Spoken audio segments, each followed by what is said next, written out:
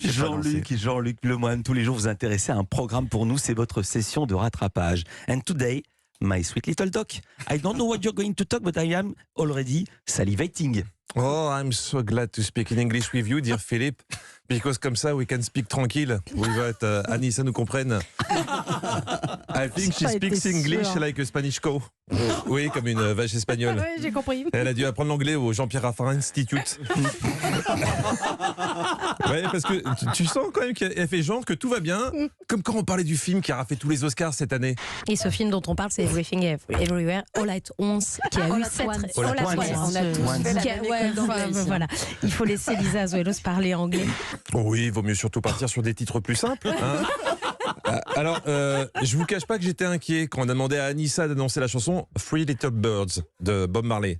Tu sentais arriver l'accident, le GPS indiquait à 50 mètres un mur. Et finalement, on a pris une leçon. Et je vous propose un petit peu de douceur avec les 3 petits oiseaux de Bob Marley and the Wailers. On a le droit de faire ça? Oui, c'est bien. Hein, un refus d'obstacle comme ça? Parce que si on commence à traduire tous les titres, j'ai hâte qu'on programme Né pour être vivant de Patrick Hernandez ou YMCA des gens du village. Alors, heureusement, en France, hein, les gens parlent pas bien la langue de Shakespeare. Et tant mieux, ça évite des dépressions. Parce que dans The Voice, la voix pour Anissa, quand un candidat échoue aux auditions, quand il est bien tricard et qu'aucun coach ne s'est retourné, est-ce que vous avez entendu la musique qu'ils mettent en fond sonore pour les raccompagner en coulisses? Non. Bravo. C'était un super moment. Tu chantes bien, c'était très généreux.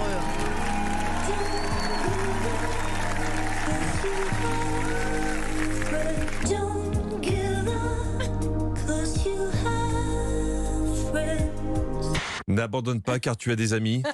Autant envoyer la marche funèbre à une corde. Hein. Donc, comme on n'est pas très fort en anglais, j'ai regardé un programme bien français, voire franchouillard, le JT de 13h de TF1. Mardi, j'étais dessus. La motion de censure avait été évitée de justesse. Le pays s'embrasait. J'attendais de voir comment ils allaient traiter ça. Bonjour à toutes et à tous, ravi de vous retrouver. Actualité chargée ce mardi. On commence tout de suite avec les prévisions météo de Louis Baudin. Bon, à la limite, on sait qu'en France, il n'y a pas plus important que la météo. Mais quand même, Marie-Sophie Lacaro l'a dit elle-même, il y avait quand même une actualité chargée. Donc j'avais hâte de découvrir ce qui allait enchaîner après les prévisions météo. 19 degrés, vous le voyez, à Marseille. Le printemps étant là, cela vous donne peut-être envie de manifester, hein? Ah, c'est habilement amené. Ah, j'ai été mauvaise langue. Je jouais sur la météo pour annoncer un printemps français, un vent de contestation populaire. Je me suis dit, c'est brillant, réécoutons ça. Le printemps étant là, cela vous donne peut-être envie de sortir un peu plus et d'aller par exemple à la pêche à pied. Non, finalement, c'était la pêche à pied. Franchement, quand tu ouvres ton journal par la pêche à pied, alors que les Français sont dans la rue, c'est que l'actualité n'est pas si chargée que ça. Les JT de 13h, c'est vraiment un monde à part. Une bulle qui fait du bien. Je ne vais pas vous mentir, sur les chaînes info, c'est la course au scoop. Ils ne savent plus envoyer leurs reporters. Au 13h de TF1, ils sont moins débordés.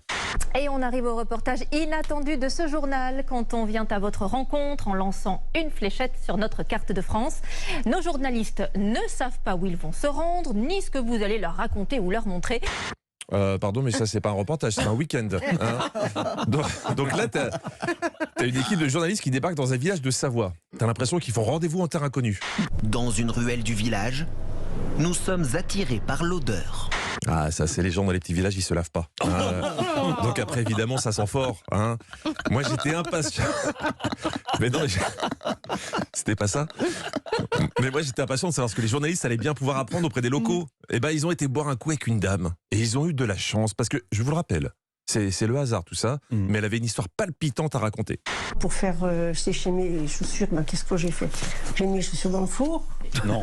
Puis le matin, j'ai toujours pas trouvé mes chaussures. Et quand je suis arrivée à 11h30, oui, j'ai compris.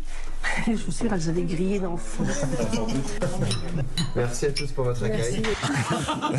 Voilà. Après un reportage pareil, quand tu ramènes tes frais kilométriques à la compta, tu serres un peu les fesses. Hein. Mais je vous rappelle, Philippe, que le JT de TF1 fait 4,7 millions de téléspectateurs tous les jours. Alors vive le journalisme au hasard. Merci beaucoup Jean-Luc Lemoine, quel régal une fois encore, à lundi et avant lundi, 16h-18h avec Stéphane Bern sur Europe 1, historiquement vôtre. Quel bonheur. Laurent Mariotte